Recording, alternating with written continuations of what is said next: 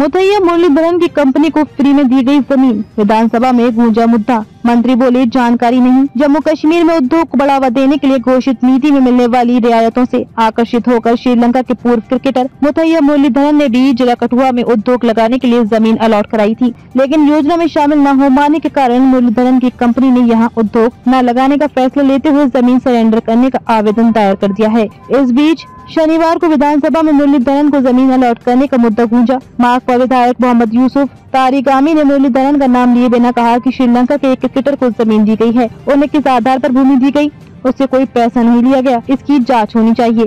कांग्रेस सहित अन्य विधायकों ने भी ये मुद्दा उठाया। केंद्र सरकार की ओर से 1 अप्रैल 2021 को new central sector scheme NCSS घोषित की गई थी। इसके तहत जम्मू कश्मीर में उद्योग लगाने वालों को 10 साल तक 300% तक GST लिंक इंसेंटिव मिलना है। इसके लिए केंद्र सरकार ने 28,400 करोड़ रुपए का पैकेज दिया था। ये पैकेज अगस्त 2024 में पूरी तरह से आवंटित हो गया। मुरलीधरन की कंपनी सेलान बेवरेजेस ने वर्ष 2023 में कठुआ जिला में 1642 करोड़ रुपए के निवेश के प्रस्ताव 7 सॉफ्ट ड्रिंक्स बनाने की इकाई स्थापित करने के लिए 205 कनाल 25.75 एकड़ जमीन के लिए आवेदन दिया था। जनवरी 2024 में उन्हें कठुआ में जमीन अलॉट हुई। इस बीच केंद्र सरकार की ओर से दिया गया 28,400 करोड़ रुपए का पैकेज पूरी तरह से आवंटित हो गया। मुरलीधरन के अलावा भी बहुत से उद्योगपति योजना में शामिल नहीं हो पाए। जम्मू कश्मीर सरकार ने भी NCSS के तहत दिए गए 28,400 करोड़ के पैकेज को बढ़ाकर 75,000 करोड़ करने का प्रस्ताव केंद्र सरकार को भेजा था, लेकिन इस पर केंद्रीय बजट में कोई घोषणा नहीं हुई। जम्मू कश्मीर में उद्योग लगाने के लिए 8 लाख रुपए प्रति कनाल के हिसाब से जमीन अलॉट की जाती है। मुरलीधरन को भी इसी दर से जमीन अलॉट हुई। उद्योग लगाने के लिए सरकार के सिंगल विंडो सिस्टम पर आवेदन दायर करना पड़ता है। उद्योगपति कितना निवेश कर रहा है, कितनी जमीन की आवश्यकता है, कितने लोगों को रोजगार मिलेगा और औद्योगिक इकाई के चलने से प्रदूषण किस तरह का होगा, इस आधार पर मेरिट तैयार किया जाता है। मेरिट के आधार पर पहले निदेशक स्तर पर प्रस्ताव को मंजूरी दी जाती है।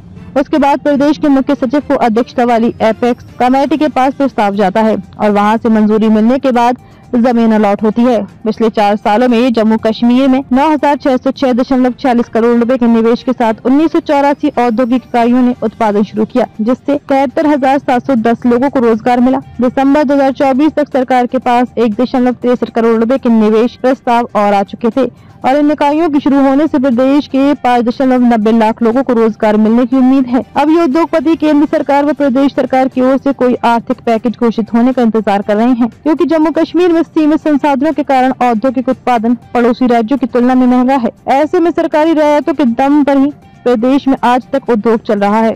एक क्रिकेटर है श्रीलंका से, नहीं अभी तो बस सिर्फ इतना ही सर, इतना ही क्रिकेटर है श्रीलंका की गई है, उसको जमीन अलॉट की गई है विदाउट पेनी, एक भी पैसा उनसे लिए बिना जमीन अलॉट की गई है। क्या ये सही है? मैं सरकार से पूछना चाहता हूं। चूंकि सवाल तो तारिगामी साहब का था, उन्होंने बड़े वैलिड सप्लीमेंट्रीज इसमें उठाए। जहां तक कंपनसेशन की बात है वो तो पूरे हाउस का कंसर्न है। हर एक अगर बोलना चाहेंगे तो ये तो 2 दिन भी बोलेंगे, उसमें ऐसे एग्जाम्पल्स देंगे।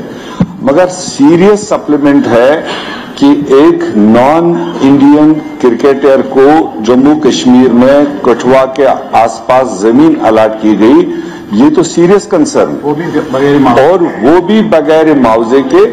ऐसे में हम चाहेंगे कि इस इशू को लेकर आप टाइम अलाउ कीजिए, डिस्कशन होना चाहिए। हाफ एन आवर डिस्कशन दे दीजिए, हाउस इस तरह के कंसर्न इसको दे दे।